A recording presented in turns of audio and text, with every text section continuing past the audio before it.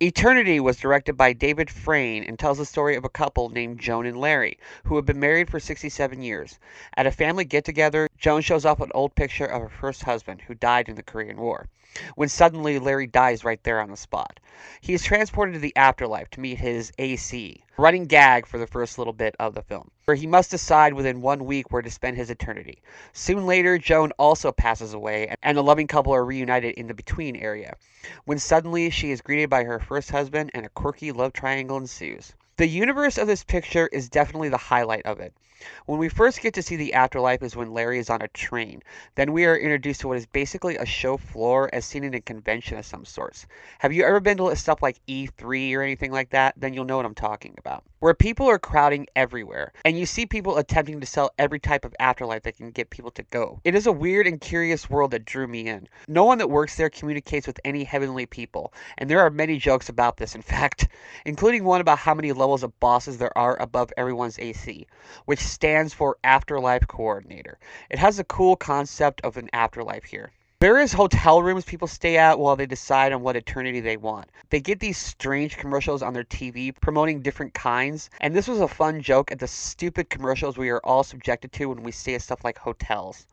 The satire is surface level in some ways, but it is funny enough that it kept me giggling or smiling for most of the time they spend in this place. The love triangle consists of Elizabeth Olsen, Miles Teller, and Caleb Turner. Olsen gives a sweet performance as this woman who is divided between these two men. Teller and Turner are likable in their own ways, though I have to confess that Turner's charm didn't do it for me. I don't mean the acting job is bad, just the way he is written and the way he presents himself.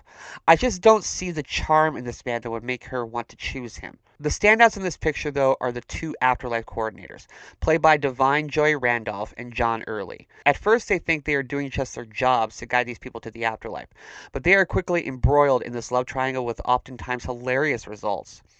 Since we have, in my opinion, a basic and typical love triangle, I feel this film is carried by these two supporting players and their banter back and forth. They factionalize in which one they want Olsen's character to choose, to the point where I think even they are probably like, good grief, will you choose already? That's one criticism I have to throw at this picture, is that it is a little too long. It stretches its amazing premise further than it possibly can go. And instead of focusing on the amazing possibilities all of these kinds of afterlives could bring you on an entertaining level, they eventually reduce it to Olsen gets to spend some time in two different afterlives chosen by each man. And what we get are two boring places that have no real imagination to go with the unlimited creative ideas I was hoping that the film would have. I don't like playing armchair screenwriter, but I would have loved to have seen them have something like tours of the places they can make their eternity, and it would have made the world more fleshed out and more vibrant to enjoy for me. Even though I did not like the two locations they choose for her to inhabit while she makes her decision, I did really like the character of Larry, the husband of 67 years, because he makes a lot of stupid mistakes and presumptions about his wife that he shouldn't have, and eventually has to ask himself why she fell in love with him in the first place. I think a lot of men, myself included, ask ourselves that question quite a lot when we are fortunate enough to have someone who loves us. And I followed his story and existential mindset about him not knowing what she found special about him to be the most gripping part of the story overall. I do think that the rest is a little too formulaic for my liking.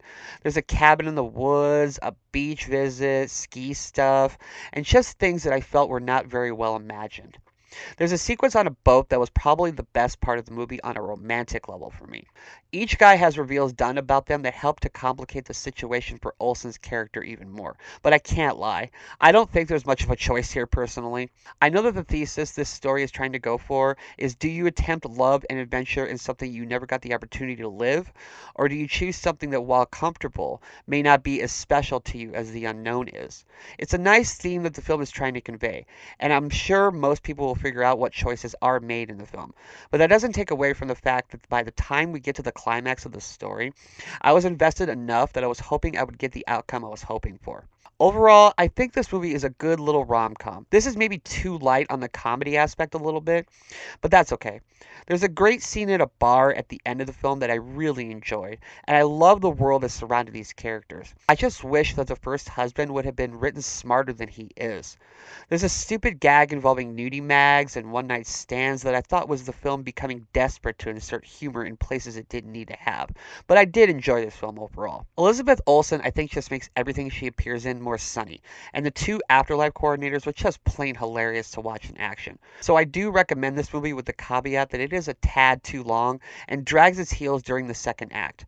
But with a strong opening and a satisfying concluding act, I think this will be an audience-pleasing film, if not a familiar one. I give Eternity a marginal 3 stars out of 4. The world and gags in the first half hooked me enough that a predictable love triangle kind of sagging didn't steer my mind from liking this picture. I just don't think it's as great as apparently most critics seem to think it is, but I am a blue-hearted bastard, so there you go. And that is my review. Thank you so much for watching. If you like this, please like and subscribe. Here's links to my other videos. Follow me on social media if you like. And until next time, I am Ghost.